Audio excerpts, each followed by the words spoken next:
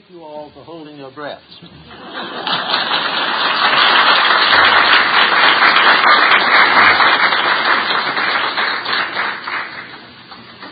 Well, this morning we have a rather interesting and somewhat lurid story out of the mythology of the Greeks.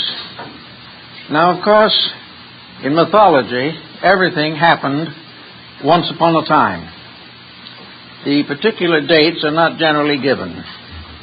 But once upon a time, the gods on high Olympus had the desire to create something beside the membership of their own group. So they got together and they took clay and they molded into the form of a beautiful woman.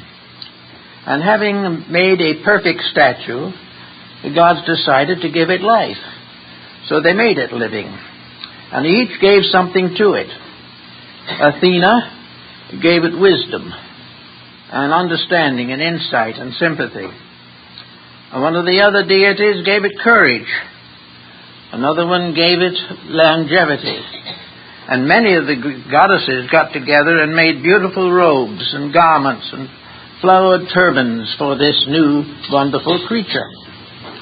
And when they all were finished, there was Pandora. Now, Pandora is an interesting symbol, and most interpreters have failed to get the large meaning of it. As you hear the story, it becomes evident that Pandora is a personifying symbol of the planet Earth itself. It began, or basically, is clay. It is molded into the detours and forms and lines and styles that we see today.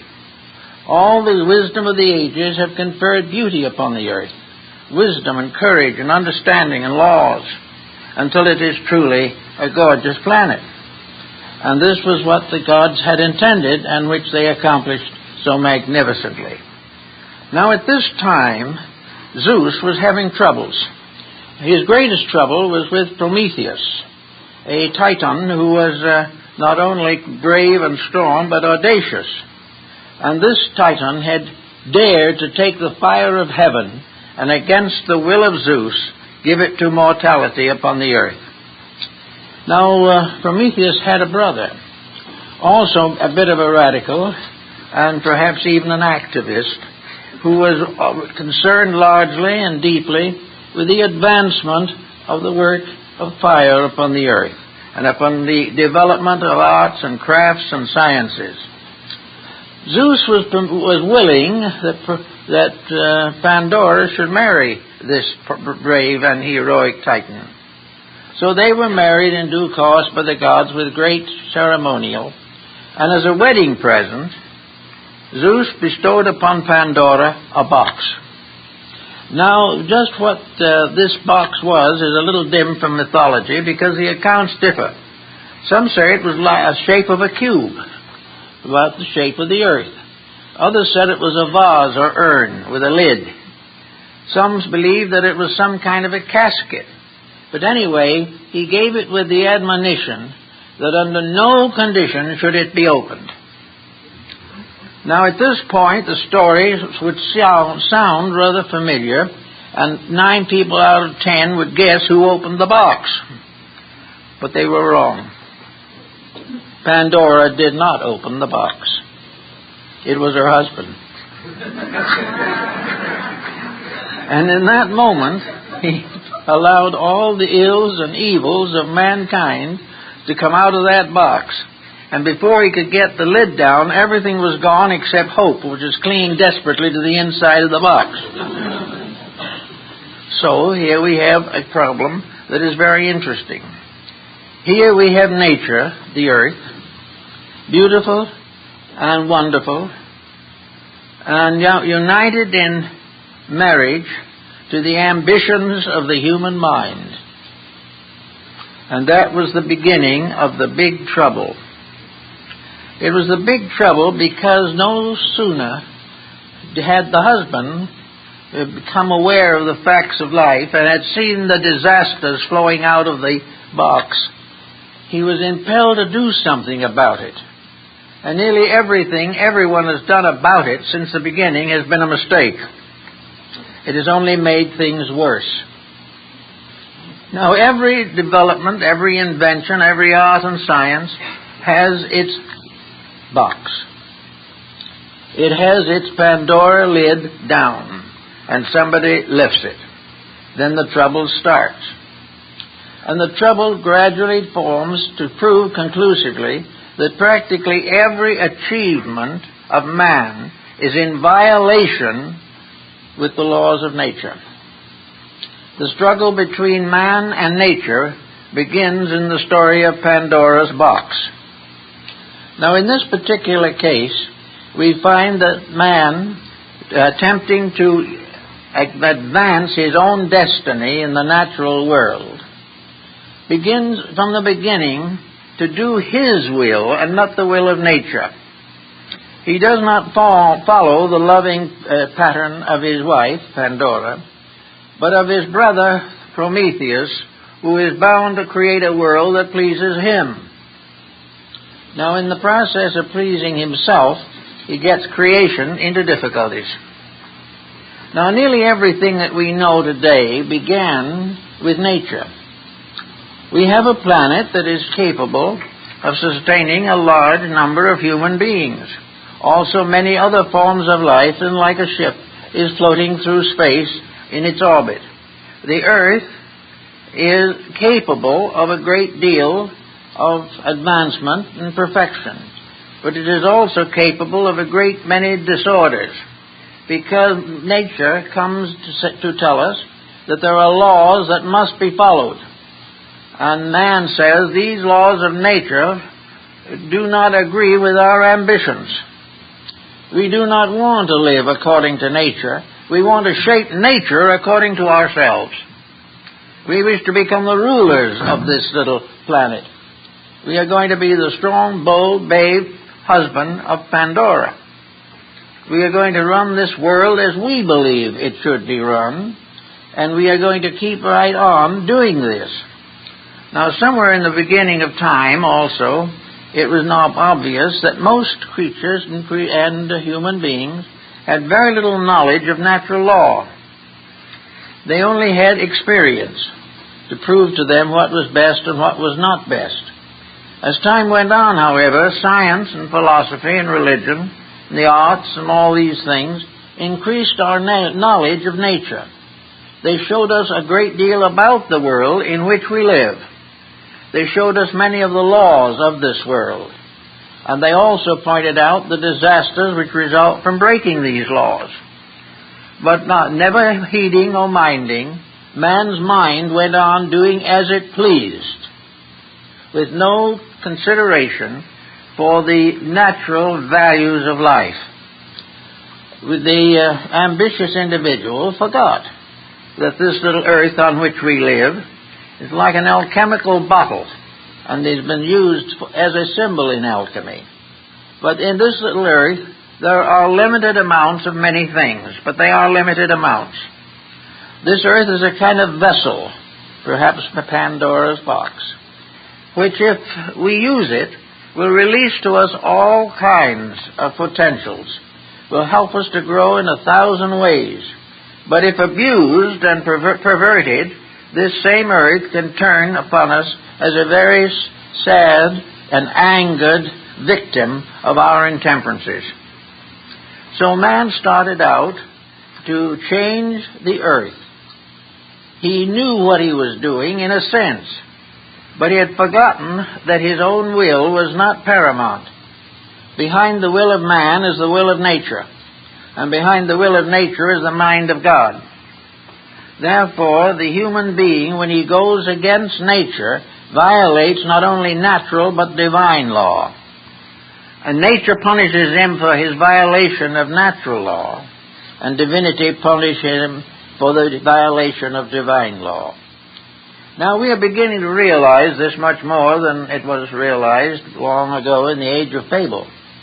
We are beginning to see the use and abuse and misuse of the normal available resources of life. The earth is like a bottle. It can be filled. It was full when we took it over. But it is not a self-filling bottle. It is not a magic pitcher. As we exhaust the natural resources of the earth, there is no way of restoring them. Therefore, the first thing that we should be considering always is to conserve these resources so that they can endure indefinitely until such time as the natural span of life as we know it and was ordained in heaven is fulfilled. Instead of that, we are wasting these resources every single day. We are already in serious difficulties. Supposing we consider another bottle that is important in this symbol, the human body. The human body has assets and liabilities which we have to remember and consider.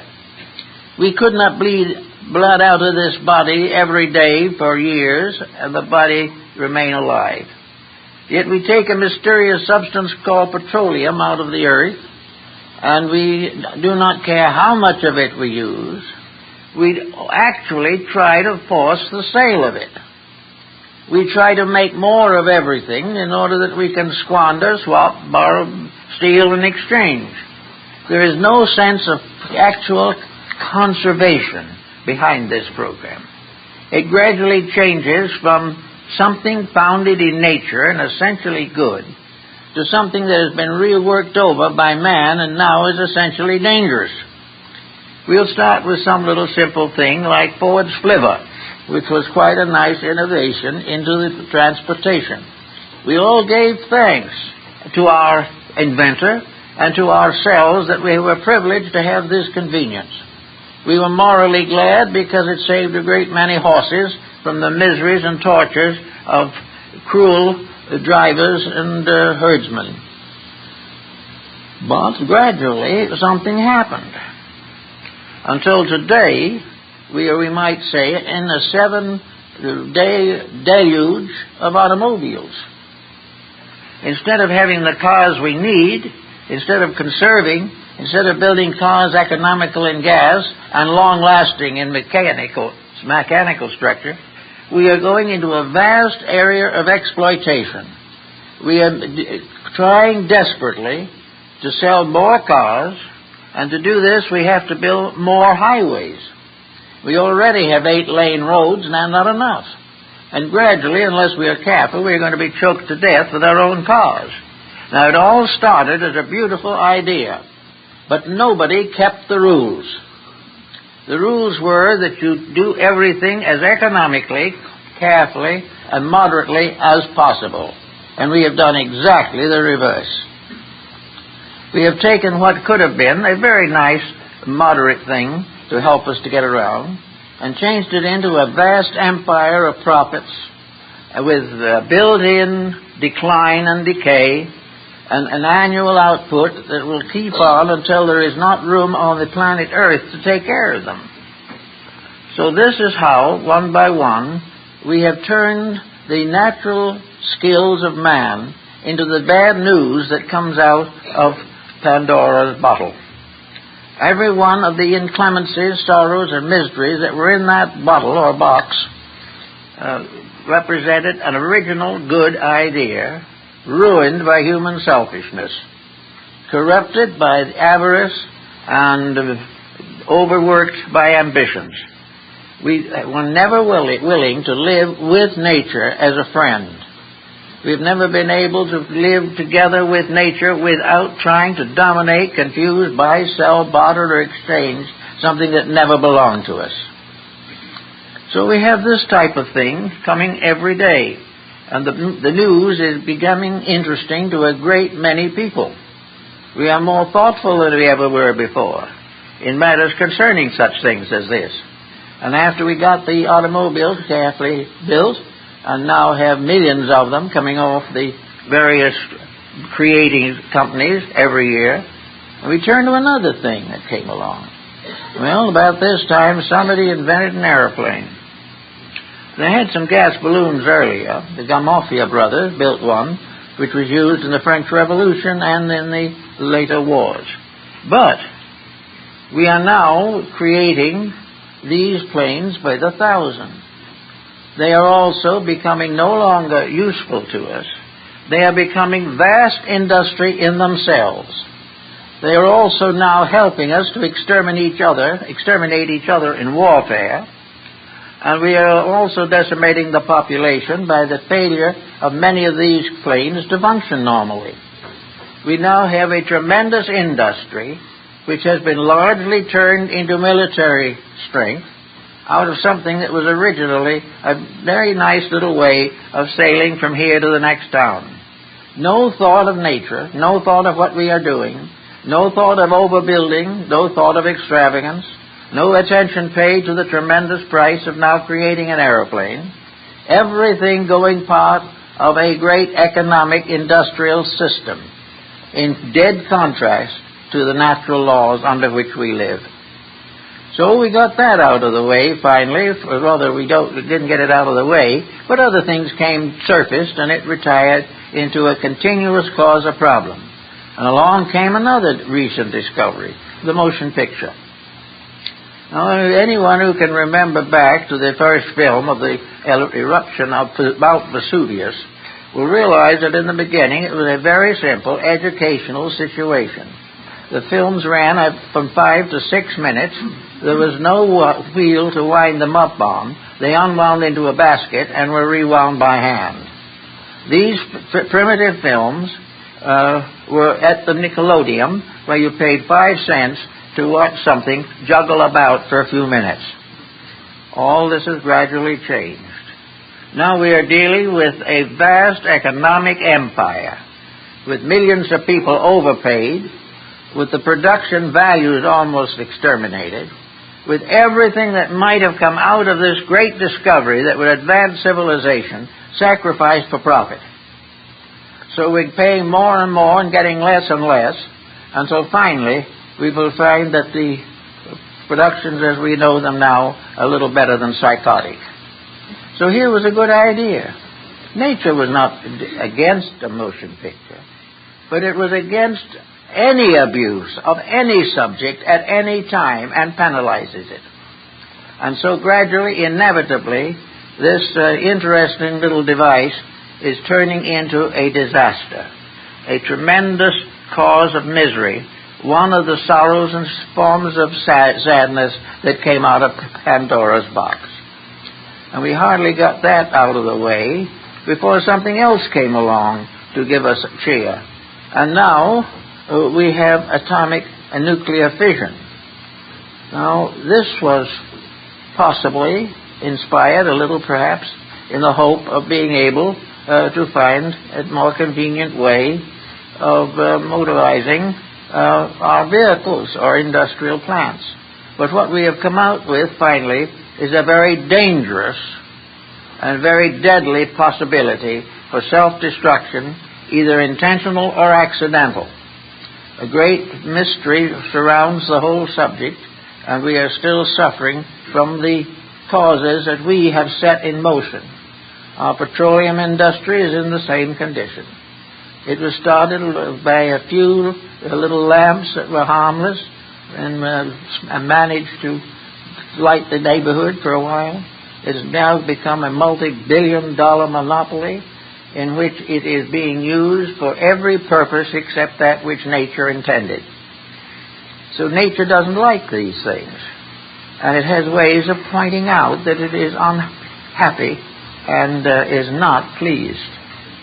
So we go on from one thing to another, and the last contribution to all of this is the computer. Now we have a new ailment, an ailment which we don't know very much about, but is developing with leaps and bounds, and is certainly being overused, misused, and abused. It is gradually supposed to save us all hard work. It is supposed to take the place of a large part of education, which in turn means a very great diminishment of discipline in the mind. It gradually is going to turn our mental lives become the manipulators of thinking devices to take the place of our own thinking. All of this is considered just wonderful. We're just going to pretty soon have nothing to do, and when we have nothing to do, we will not be paid anything to do it. This type of problem is there.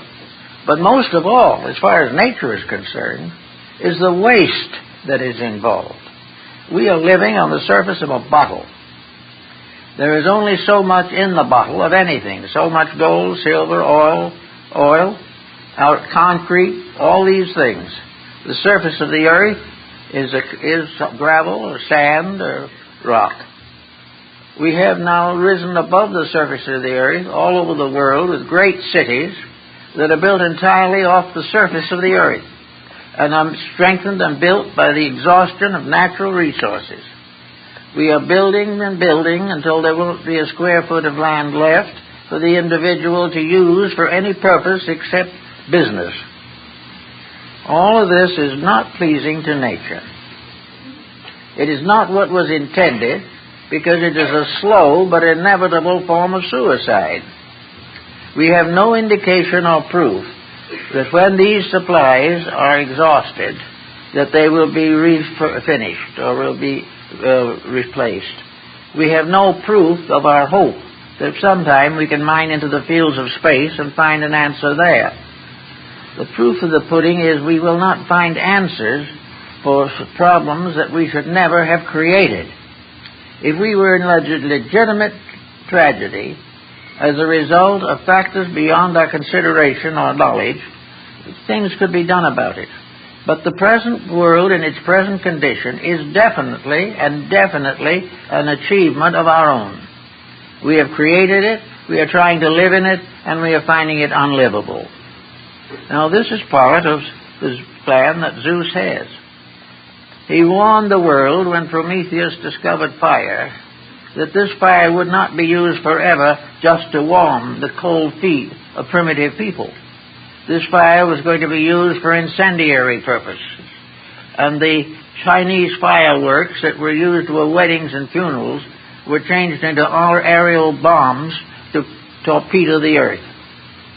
So we have gradually abused things. And now comes the possibility of reckoning. Now, no one wants to look forward to the probabilities of an extermination of our planet, and there's no need to. But there is need for us to begin to recognize the need for conservation of resources. There is need for us to think a little beyond ourselves. Now, not too long ago, people were not very much interested in that thought, because they felt that whatever was going to go wrong would go wrong after they had left here, and that it would fall upon their descendants under the third and fourth generation. We're not so sure of that now, because it looks as though some of the pain is starting already, and therefore that we cannot continue to put off corrections and continue to cultivate the vices. So here we have a new world order coming about. We have more and more people conscious of the needs. We have greater and greater emphasis upon the development of characters that are strong, constructive, and right. Facing another election this year, we are becoming more and more cautious on the problem, somewhat disillusioned, certainly suspicious, and more inclined to be as thoughtful as conditions permit. We are beginning to realize that we have to change our own ways. Now, this goes right back into another one of Pandora's boxes, and that is the world home. The home is a box. It's an institution. It was created to provide security for coming races so that they could develop into maturity with intelligent backgrounds of care and thought and dedication. These motives now require a certain amount of unselfishness, and there are fewer and fewer unselfish people. They want perfect freedom. They want to do as they please. And as a result of that, old natural law is in more and more trouble. Now, natural law cannot react in just a volcanic equation or maybe in an earthquake, although they can come too. But natural law comes in the increasing of tragedy. Natural law is the result of narcotics. Natural law shows that these things cannot be done with impunity. Man makes rules, nature makes laws. We are under the rulership and the laws of a power greater than ourselves, and we will never be able to compromise or modify that power. We can ignore it, we can misinterpret it, We can claim that it means something else, but the fact of the matter is law, as far as the universe is concerned, is unchangeable. Law punishes vice and rewards virtue, and it terms that viceful which is destructive and that virtuous which is constructive. So we are now coming to a sort of parting of the ways.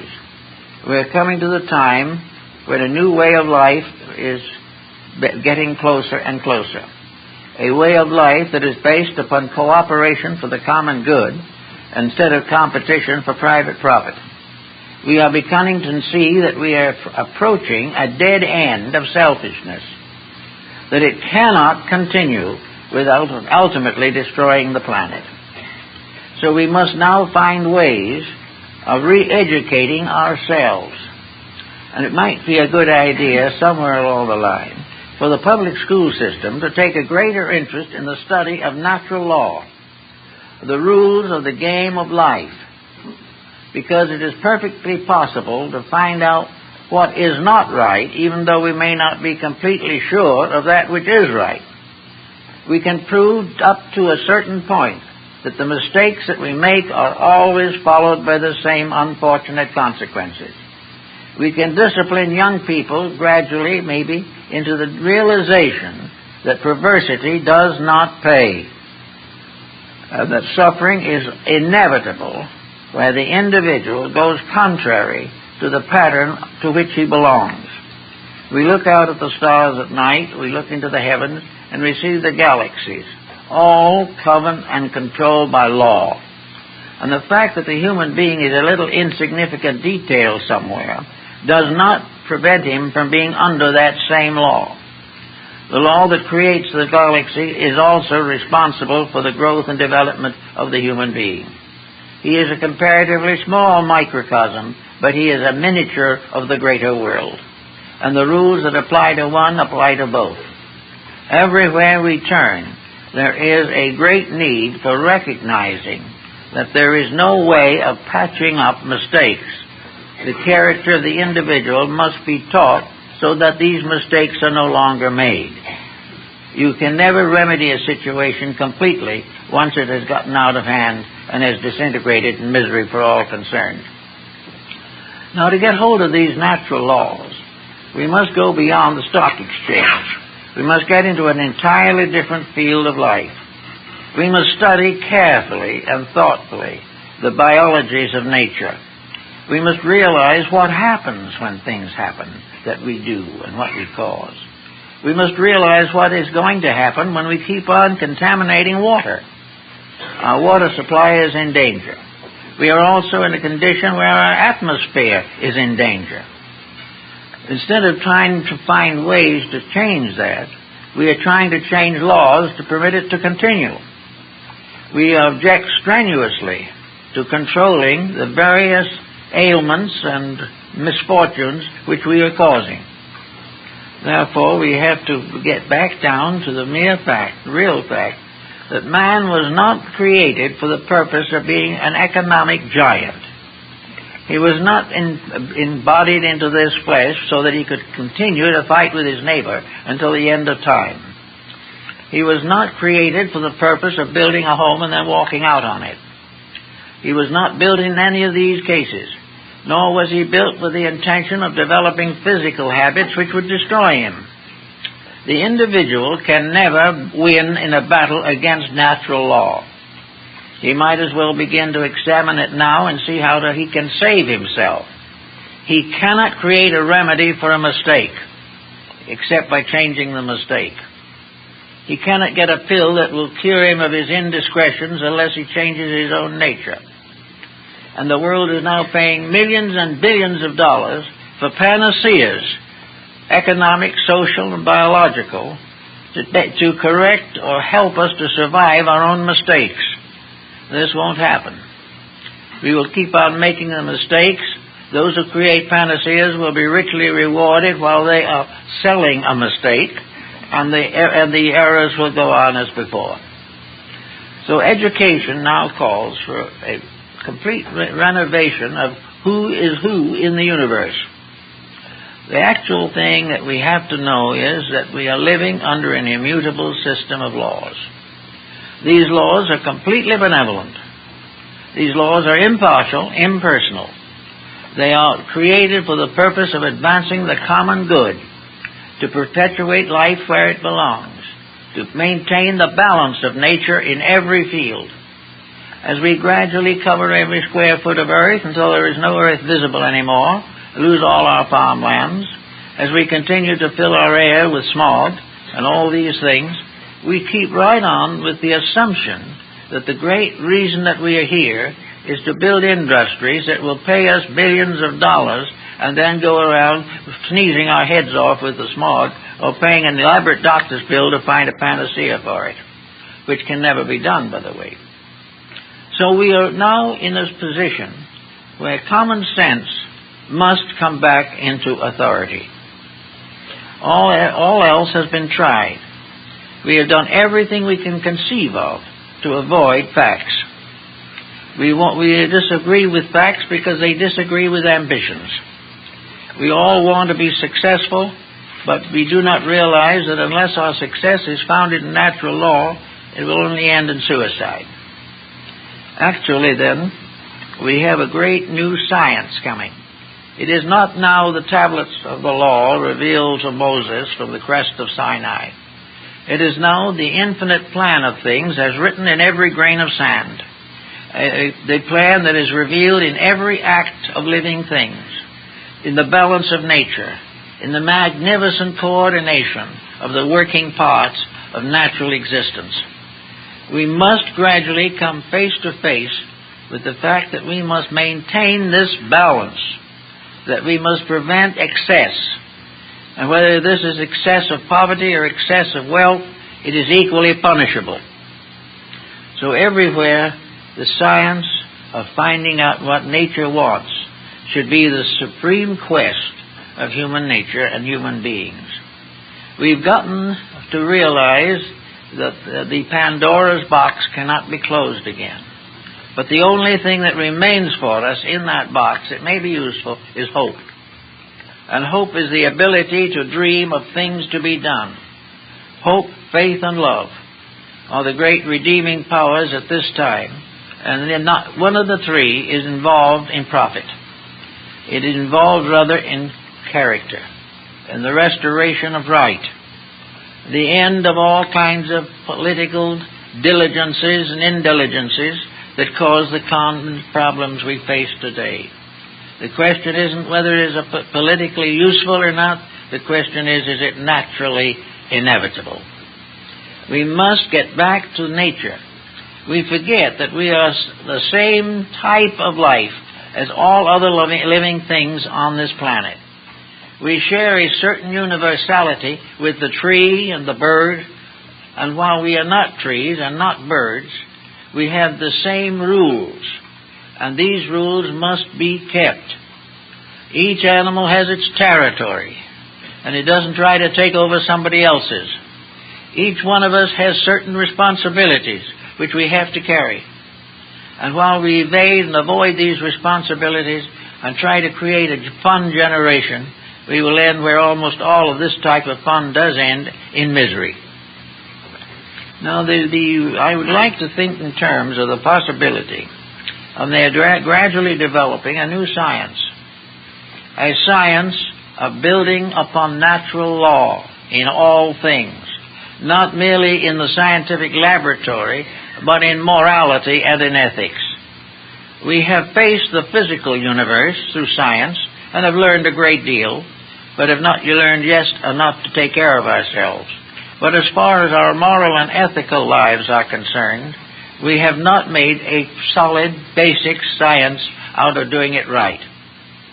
We have still allowed all of our industries and our activities to be motivated by physical profit rather than by obedience to natural law.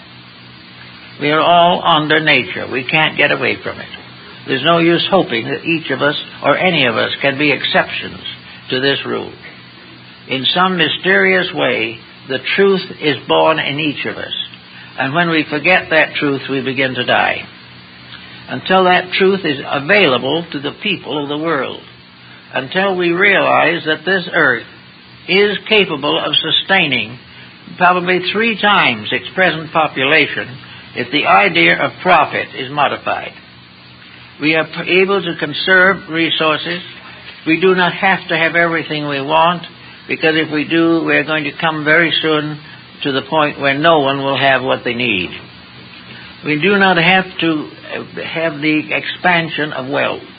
We do not need the garage with 5 cars in it, because we have no road to put them on, and we are impoverishing the earth for the materials to build them. We are no longer in a position to waste. We also have to find proper uses for our nuclear waste, for all our other problems. We cannot continue to contaminate the oceans. We cannot continue to decimate the living things upon the earth, because each one has a part to play in the survival of all the rest. Cooperation has to arise out of competition. Now, it will come. Hope is not only in the bottom of the box, but it is also in the bottom of the human heart. We all hope. We all also have reasons to believe that hope is a form of enlightenment. To hope is to come once more into the family of the God-led. To hope is to recognize the inevitable salvation of that which is right. We know these things inside ourselves. Now we've got to begin to live them. We are going to have to do those things which will enable this planet to continue for a long time. And if we do it right, and if we behave ourselves, there are possibilities that we will have special dispensations as we find them in nature. That nature does not destroy anything for the pleasure of destroying it. Nature does not wreck anything that is right. But it will not preserve or maintain things that are essentially wrong. So we can begin in little ways to cultivate a realization of nature and its laws. We can sit down and read a little about it to start off, maybe, just to give ourselves a foundation. We can read something about astronomy. We can also learn from astronomy the dangers we face there, the contamination of the Earth's atmosphere, and the fact that the energy problems of these space envelopes, this energy problem is in danger. There is a definite indication that we are polluting the air faster than nature can cleanse it. This doesn't seem to affect anybody. The same old smokestacks are still belching forth.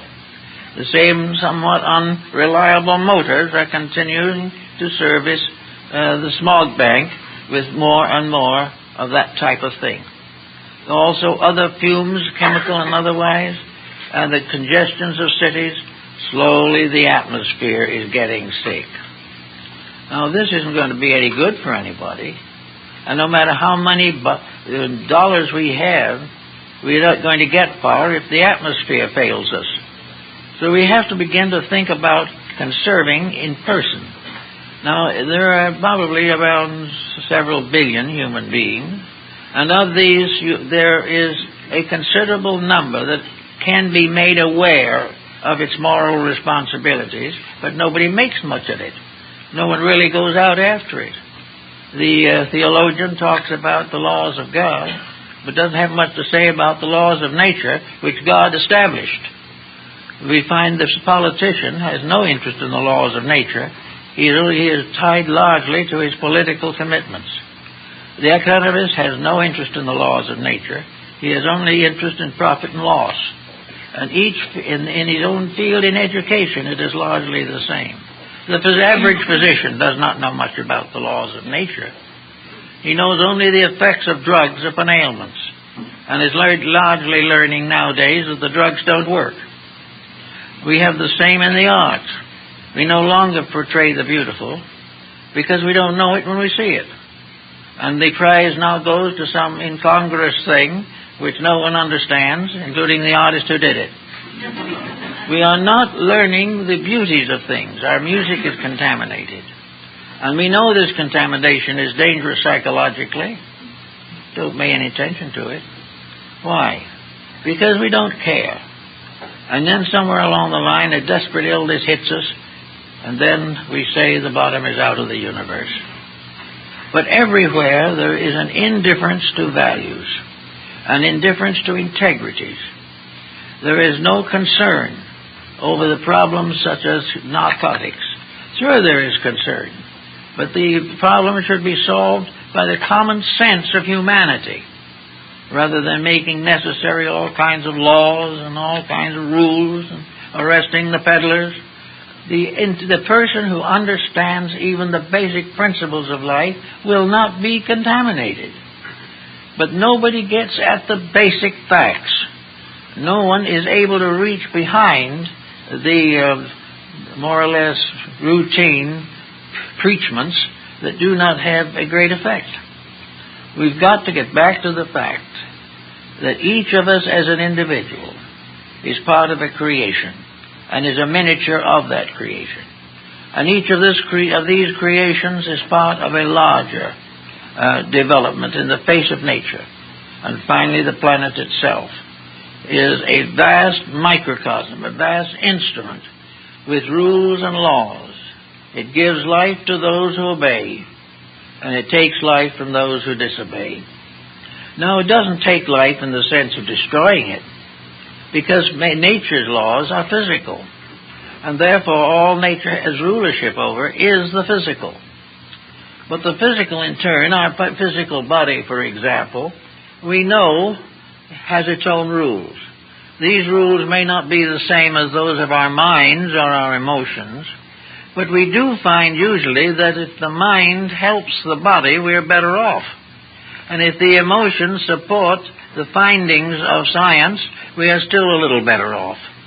In other words, while our supernatural or superphysical bodies are not part of the physical world, it is true that our invisible spiritual natures do affect the security of these physical bodies and help to assure that they will continue as long as possible. Therefore, it is up to the individual to go to work to correct the emotional and mental problems of his own inner life. His entire nature is within a bottle. This bottle is his magnetic field, and within this magnetic field he lives and moves and has his being. And into this magnetic field he tosses all the refuse of his life. Into the magnetic field go his hates, his angers, his fears, his cynicisms. Into this goes his indulgences, his poisonings, and his evil acts and thoughts. He destroys or corrupts his own source of immediate vitality by the perversion of his own conduct. Nature has something to do with this. Nature's laws are that the body of things will be better if the part that is in the body is also obedient. Now, the emotions are not necessarily obedient to the laws of the physical world, but they are obedient to the laws of integrities, to honesties, to constructive and creative uses. The mind and the emotions must be used and not abused, or they contribute to the destruction of the whole structure. You cannot have a healthy body if the mind is sick. You cannot have a healthy mind if the emotions are sick. Health is a kind of completeness. In this case, the human being is the bottle, is the earth, is the substance, and the physical rules are there in natural law. As we follow the natural laws, we protect health of the body. We get over dissipations. We get over overindulgences. Then within the body is the emotional life, which we also have in the planet. The planet has its emotions. These emotions are the fears of nations. They are the sorrows of abused peoples. They are the evidences of corrupt administrations. Emotional structure of the earth. This has to be. And this pain affects the entire fabric from which each individual must gather the elements of his own emotions. As we must keep the physical body nourished by the foods that grow in the ground or on trees, so the emotional life of the individual must be nourished from the emotional resources of the planet. And these emotional resources are being adulterated and perverted until hate and fear are about the only thing we have in abundance. We have to change all this. We have to nourish the emotional life of the planet. We have to be kind. We have to use things in a way that will help us to restore the original garden to which we were given in the first place, which we were supposed to take care of it. We were supposed to be gardeners in the garden of the Lord.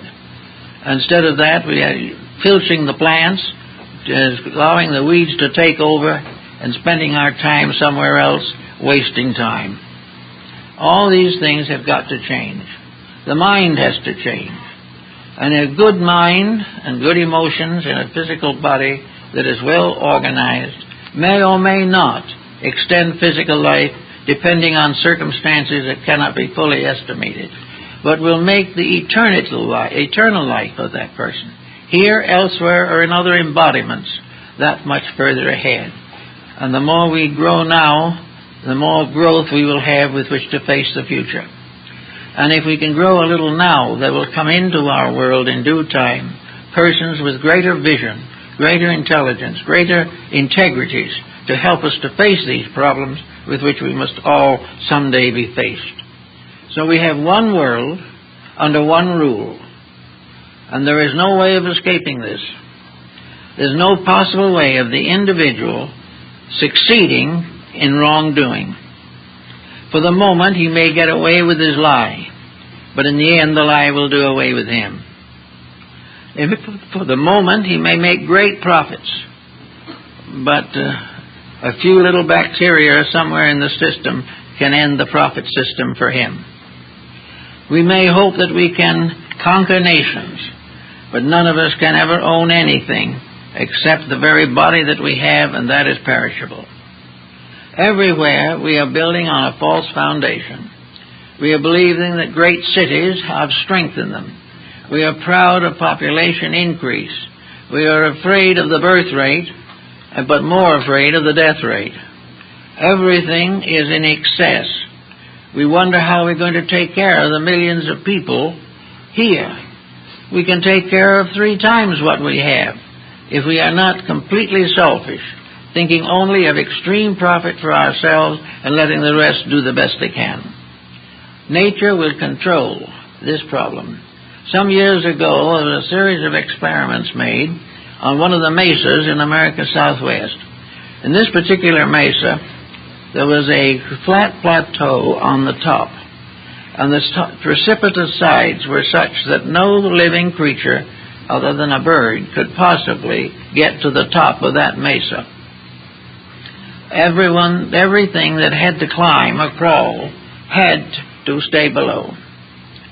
Also, there was very little chance in that desert region for any form of plant life to make the ascent, because it was pretty much above anywhere it could go, and also the barren surface was not hospitable to keep plants alive. A team went up there and examined the situation and found a miniature society there of living things. They found that that mesa, a little isolated area of a few acres on the top of precipitous cliffs, had its own flora and fauna, that for centuries certain creatures had continued to thrive there by cooperation. Everything there was saved from contamination by outside selfishness. There was no hunter to shoot the animals. There was no man to fish the stream. There was no smog to destroy living creatures or blight the foliage. And there, for thousands of years, a miniature economy had been a success, and will be a success until the individual here, human being, figures a way to subdivide it for condominiums. Then it will be gone. But nature will give us what we need if we use it wisely. It will give us the means to survive almost any challenge that can possibly come to us. But it will not aid and abet foolishness or stupidity. Now we're working towards world peace, and we hope we're going to find it. But if we don't find it, or even if we do find it, let us remember that war has never yet been able to accomplish one good thing, because it is contrary to nature. Now, wars have accomplished reforms, but if there had been no war and nature had been obeyed, the reforms would have been unnecessary, because the vices would not have existed. So there are two ways of getting rid of a vice. One is to shoot it, and the other is to change it into something constructive and useful to all concerned. I think we should also recognize that as we go far now into another century, with increase of everything in the form of responsibility, that we should personally make a careful study of our own adequate applications of principles. What do we need? What do we want most? What are we willing to sacrifice for what we do need? What is there that we can do to advance our own destiny, at the same time not detract from the destiny of anything else? What can we do to grow without living as parasites off of something else? We have rules on all these things. There are natural laws. The great scriptures and philosophies of the world have given us good working rules, but we have to obey them. And against these are indifference, selfishness, and ambition. We are not much interested in keeping the rules. We want a house in the summertime and another one in the winter. We want new cars periodically. We are willing to pay fabulous sums for athletic events. We do all the things that we can do, that we want to do, and which gratify appetites that, strangely enough, can never be gratified. The Egyptians represented the appetites as a many-headed monster that could never be fully fed. And the same is true of extravagances and of personal ambitions and the desire and willingness to compromise truth for the sake of profit. Each person has to work this out for himself. Well, you may say, if you work this out for yourself, what good does it do to the common group? Well, it will do something, but we have to remember that in this pattern of things, according to our philosophical convictions, we do not depart from here forever and go either to heaven or hell. Most people are just a little too good for hell, but not good enough for heaven. Therefore, we're not going there. We're going right back to the next day in school. And if we were at the head of the class when we left here, we will find ourselves at the head of a class when we get there. When we come back, everything that we have gained in personal character helps us to make a contribution to the future, increase our own integrities, and live a better life and become part of a better culture. We have to earn citizenship in a better world. And in order to do that, we've got to help to build a better world while we're here now. Otherwise, we will not accomplish the dreams and hopes and aspirations which are more or less lurking in nearly every human relationship. I think we're becoming more aware also of the very simple rules regarding personal habits.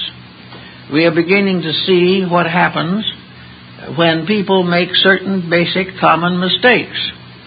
And one of the common mistakes today is failure to give proper consideration to the raising of the young. We are neglecting children dramatically, forcing the responsibility for them upon the state or upon the school, upon something of that kind, while we just neglect them in order to have fun. Now, this is something that is mounting the crime wave to be greatly beyond our expectations.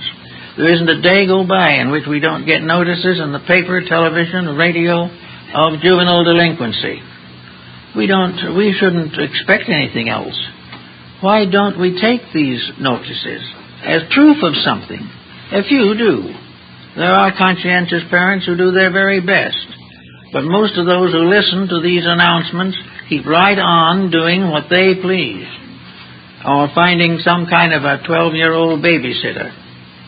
There is not enough acceptance of the responsibility for mature conduct.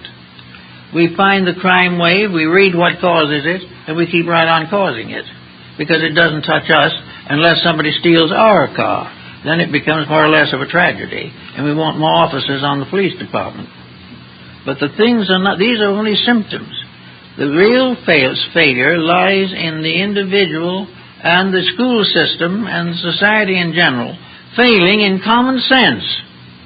Not failing in higher education, which may be merely higher institutionalism, but failing in the honest, simple values of life, summed up perhaps in the famous statement that comes from every nation in the world, practically, as ye sow, so shall ye reap. And we look around and we see a harvest of weeds, but we don't notice the fact that we sowed them, or we blame it on something else. We blame it on our political systems or something, but we are those systems. And today we are faced with the result of our own gradual increasing selfishness. We no longer want to establish a permanent home. It's too much of a burden and a responsibility. Everybody wants to be completely free. But if we're not careful, we may be free in space without a planet under us. We cannot continue this type of thinking. And wisdom has been with us for many, many ages to try to help us in these realizations. There are many great schools of philosophy and ethics that can help us in these things. There's the Golden Rule, which is a very good one. And there are many other laws and rules. The scriptures of every religion abound in moral truths that could be used. And of the Earth's population, about 2/3 are nominally affiliated with a religious organization. Religion as a system or a part of knowledge is accepted, but not necessarily lived. We are not doing what we should do to make sure that we have found certain rules of common sense in our religious teachings. And common sense is simply honesty. And honesty is concern, consideration, a recognition of common responsibility to common good. This we are gradually losing. Now we come to another election year, and we're going to go through another problem, which we do not fully understand and which may cause us further anxiety. But this is the opportunity for the individual to do the very best thinking that he can, although it may not be too good. If it is one step ahead of the past, he's making progress. So we have to try to take every emergency that comes along as a means of testing internal strength and the way in which we can meet this emergency. Can we only sit and wring our hands? Can we learn something? Can we do something? All of us can learn something if we want to. And what we learn may help us to do something that is better as time goes on. But in all cases and in the future from now on, we are living in a shrinking planet. We are living in a planet tired of the abuses that we have reaped upon it. We are gradually exhausting many, many resources. The fun generation is not permanent. It cannot be. Therefore, before we have to economize, why not use better the productions that we have? Why not look around and try to avoid the mistakes that are bringing misery to millions of other people? So we go back to Pandora and her box. And we see in Pandora today a kind of outraged nature. We see a nature that is being torn apart. We see a planet that is being devastated. And we know that this planet was called by the ancients the Great Mother. It is from this planet that we must all gain the substance of survival. The ancients had understood not only the surface of this planet, but its undersurfaces, that which was within it. It knew about the magnetic and electric cores within the planet. It knew also that everything in that planet, in this planet, is alive, whether it is animated as we know it. Minerals, metals, and substances are all living parts of a great planetary biology. Everything that is in the planet is necessary to the planet. But as parents are willing to sacrifice something of themselves for their children, so the planet will sustain and support a great variety of labors and opportunities, but not waste. We must stop wasting the resources of our earth. We must use our magnetic fields and those things which are available to us for the greatest good of the greatest number. Unless we do this, we are going to find ourselves in a serious problem. We know also that contamination goes down into the ground. we know that there is an inner vital core, that the planet is alive. This planet is just as much alive as we are, maybe more so. It has various systems. It has its arterial system, its nervous system, its bony structure. Just as any living thing has, this planet has an entire living integration within itself. It is served and noted by 3 stripes or streaks of life energy. From below upward comes the energy that maintains growth. All plants and things of this nature are nourished from an energy radiating from the core. And that this energy rises through the major stems and roots of these plants. The animal, or emotional body, is sustained by horizontal bands circling the earth. Therefore, these bands nourish animals and birds largely through the horizontal spine, or through some horizontal part of the structure, which accepts the energy from the earth itself. For these creatures and plants are all nourished by one earth, by one substance, by one life. Then, when it comes to the human being, it's a little different. The human being is nourished primarily from the higher ozonic areas of the Earth's surface, the great magnetic fields that extend outward, providing us with oxygen, providing us with life-giving energies, and protecting us from too great power of the sun. Now, we learn from scientific statements recently made that the atmosphere of the outer Earth, that part which protects us against the rays of other planets or against the solar energy, this is thinning. Little by little, we are losing the protection which nature provides. And we are losing it because we have wasted it, because we have contaminated it, because we have paid no attention to what we've shot out there into space. We could experiment forever with an atomic bomb and keep on putting on nuclear weapons, and there'll be a big flash, and we think that's the end of it. This is where we're terribly wrong. We are gradually killing the air that we have to live with. We are gradually losing the protections which nature set up and which are there until man destroys them.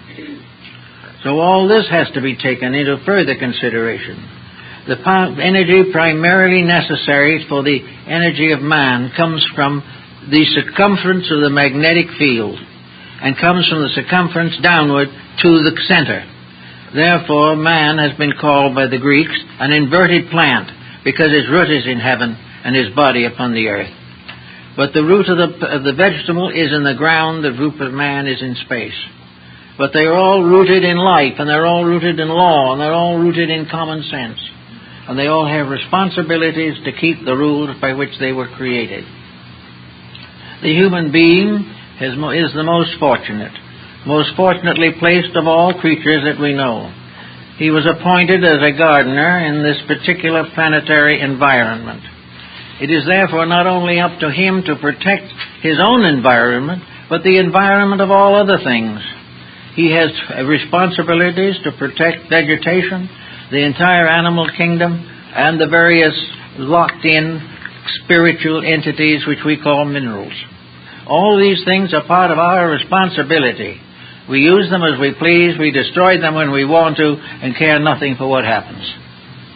This means a new way of life has got to be created, in which we are recognizing the fact that we are stewards. We are not here to run the world, rule it, or own it.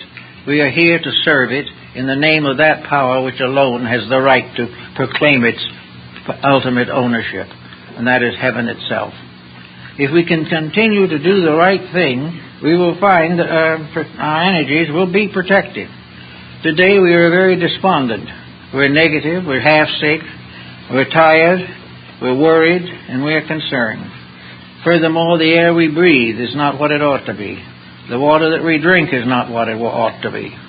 The food that we eat is contaminated. All around, in the name of profit, we are killing ourselves.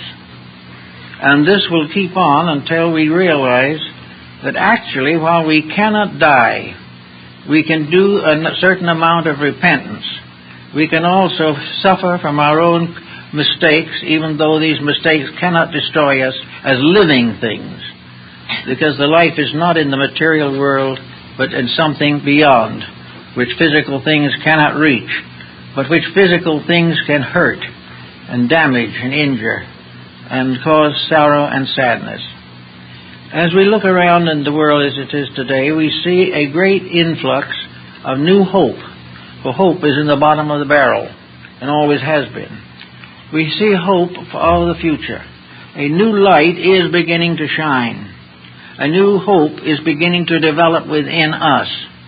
The individual who has suffered much is beginning to realize that something can be done about it. The corruptions of nations no longer pass unnoticed. The various debilities which afflict us now challenge us. Groups are forming all over the world to help to correct the common causes of trouble. We are working desperately to find an answer to all militant warfare. We are trying desperately to find cures for poverty, for sickness, for ignorance, for narcotics, and for all the other ills that flesh is heir to. We caused them. Now we have to find the cure. But the cures are coming, and hope springs eternal. And our hope is well founded, for there scarcely a day goes by that we do not hear of some new effort to do it better. We are, every one of us, working as best we can to try and see that some of these things work out in our time, and lay the foundations for others that have to work out in greater time. We know that we can do things. And in the next 10 years, I think we will see the greatest upsurge of integrity that the world has known for thousands of years. We are beginning to have one new emotion that is helpful, if in itself dangerous: fear. We are beginning to fear for the future. We are beginning to fear that this future will come while we are still alive. That is not a future that we must now put off for our children's children. It is a future that can hurt us right now, next year, and the year after, and in the memory of the past and in the hope of the future. We are now beginning to recognize that cooperation is the life of survival, and competition the eternal cause of death and destruction. As this gradually grows in us, we will find the work of peace will spread, that religion will have new impetus and new values with which to work and to develop, that religion itself will take on the realization that to keep the laws of nature is to obey the commandments of God. The 10 commandments have to do with morality. 10 principles of conservation, natural resources, and the protection of the earth itself from the vices of tyranny. These things are coming now more and more into focus. The wars of religions are going to come to an end, because we can only defend these wars by making new mistakes. We cannot destroy another faith without killing part of the world we belong to. And to destroy anyone's belief is a deep wound in the surface of the planet. All these things have to be handled in a different and better way. And we have to help in every way that we can to restore the garden as it was meant to be, where there is enough for all, and minds freed from the competition and tyranny of ambition can settle down to the study of realities, the advancement of inner life, the strengthening and purifying of the purposes of existence. We can each release more of the inside instead of trying to crowd everything on the outside. In this new way of life, the secret poet can come out and be known.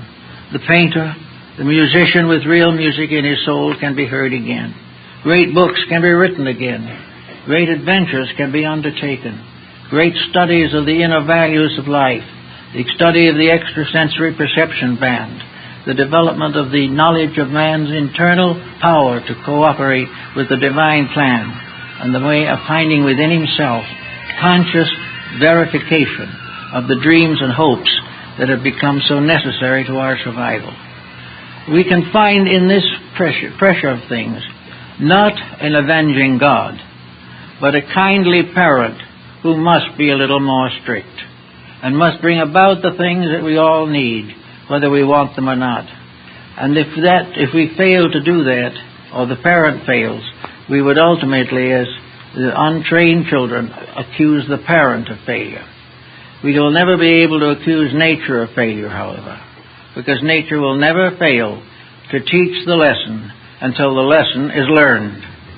And then it becomes part of the great resource of understanding and insight, which helps to bring us all closer to the divine power which we all desire inwardly and spiritually to serve. This can be the beginning of our first conscious dedication to those rules and laws which will lead to life rather than to death. Thank you very much.